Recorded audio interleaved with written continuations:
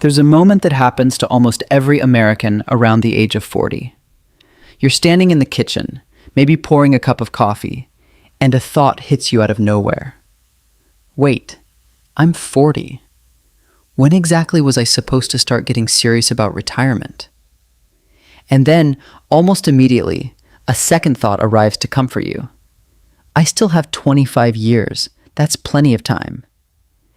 That second thought, that quiet, reasonable, completely understandable second thought, is the biggest retirement mistake Americans make at 40. Not failing to save, not picking the wrong index fund, not avoiding a Roth conversion. The mistake is believing that 40 is still early. Let me explain why, because once you see this clearly, you can never unsee it. And more importantly, you can actually do something about it. Here's what financial advisors don't put on the glossy brochures. The dollar you invest at age 25 is not worth twice as much as the dollar you invest at age 50. It's worth roughly 10 times as much. That's not an exaggeration. That's compound interest doing what compound interest does over 4 decades versus 1.5. Now flip that around. The dollar you invest at 40 is worth a fraction of the dollar you invested, or didn't invest, at 30. And here's the part that stings.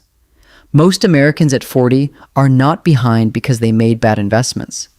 They're behind because they spent their 30s telling themselves they'd get to it next year. The median 401k balance for Americans aged 35 to 44 is around $45,000. What amount do most retirement calculators say you should have by 40? 3 times your annual salary. For someone earning $75,000, that's $225,000. The gap between those two numbers is the size of the problem, and it gets worse every birthday you don't address it. So why does this mistake happen specifically at 40? Why not 35? Why not 45? Because 40 is when life gets expensive in ways nobody warns you about. Your kids are no longer cheap. They have braces, travel soccer, tutors, smartphones, and college tours on the horizon. Your parents are starting to need help, sometimes financial, sometimes medical, sometimes both.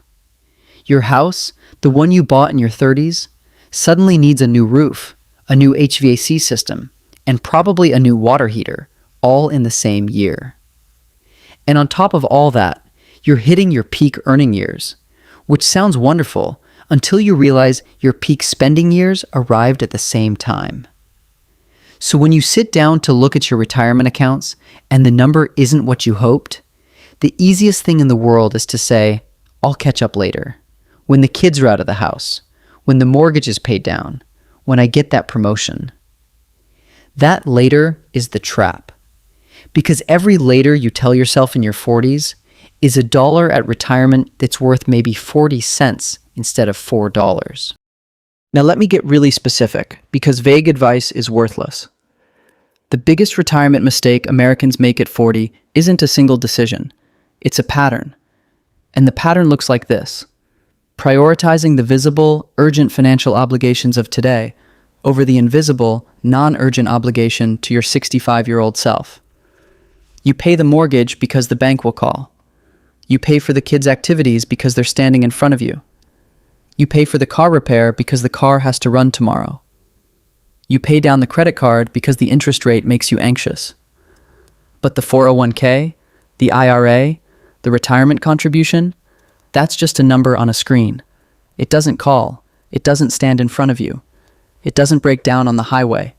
So it gets the leftovers. And in your 40s, there are rarely leftovers. This is the mistake. And the reason it's so dangerous is that it doesn't feel like a mistake. It feels like being a responsible adult. Let me put a number on this so it hits home. If you're 40 years old and you have $50,000 saved for retirement, and you contribute $500 a month, which is a reasonable, responsible amount, until you're 65, assuming a 7% average return, you'll end up with roughly $650,000. That sounds like a lot of money until you remember that a 65-year-old can only safely withdraw about 4% of that per year. That's $26,000 a year. Add Social Security of maybe $24,000, and you're looking at $50,000 in retirement income. In $2,051, that will feel like roughly half of what $50,000 feels like today. Now run the same math, but starting at 30 instead of 40. Same $500 a month, same 7% return. You end up with over $1.2 million, almost double from 10 extra years. Or, and this is the version that matters most, run the math starting at 40, but with $1,200 a month instead of $500. You hit roughly the same $1.2 million by 65. The cost of starting late isn't a small adjustment. It's more than doubling your contribution for the rest of your working life. That's what the mistake actually costs, not a little less comfortable retirement. It costs you the option of retiring at all. Okay, if you're 40 and you just felt your stomach drop, here's the good news. You're not too late. You're late, but you're not too late. There's a meaningful difference. Here's what to do, in order. First, increase your 401k contribution today. Not next pay period, not after you look at the budget, today, even if it's just 2 percentage points. If your employer matches, contribute at least up to the full match. Anything less is leaving free money on the table, and at 40, you cannot afford to leave free money on any table. Second, max out an IRA. In 2026, that's $7,000 for most people, $8,000 if you're over 50. A Roth IRA in particular is powerful at this age because you're likely entering your highest tax bracket years, and tax-free growth for 25 years compounds quietly and beautifully. Third, automate everything.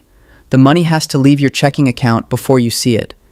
If you have to make an active decision every month to save for retirement, you will lose to your kids' braces every single time. Automation removes the decision. Fourth, stop treating debt repayment and retirement savings as either slash or. At 40, you have to do both, even if it feels uncomfortable. Carrying a 4% mortgage while skipping a 7% expected return in your 401k is mathematically backwards. Carrying credit card debt at 22% is different. Kill that first. But don't let "I want to be debt-free" become an excuse to skip another decade of retirement contributions. Fifth, have the catch-up conversation with your spouse if you have one. Most couples in their 40s have never actually sat down and run the retirement numbers together. They've talked about it. They haven't run it. There's a difference. Pick a Saturday morning, open a retirement calculator, look at the real number together. It will be uncomfortable, and it will also be the most valuable 2 hours you spend this year. Here's the part nobody tells you. The reason most Americans at 40 don't fix this mistake isn't that they can't do the math. It's because somewhere along the way, they decided retirement planning was something you did when you had your stuff together. You don't. Nobody does. The 55-year-old you're picturing who has it all figured out, she doesn't exist. The people who retire comfortably aren't the people who waited until they had everything figured out. They're the people who started contributing when their life was still messy and just kept going. Retirement savings are not a reward for financial perfection. It's a habit you build while everything else is on fire. And at 40, the most powerful thing you can do is stop waiting for the perfect moment. There is no moment when the kids are suddenly cheap, the house is suddenly fixed, your parents are suddenly fine, and your job is suddenly stable. That moment isn't coming. The moment is now, with everything imperfect, with the budget tight, with the to-do list long.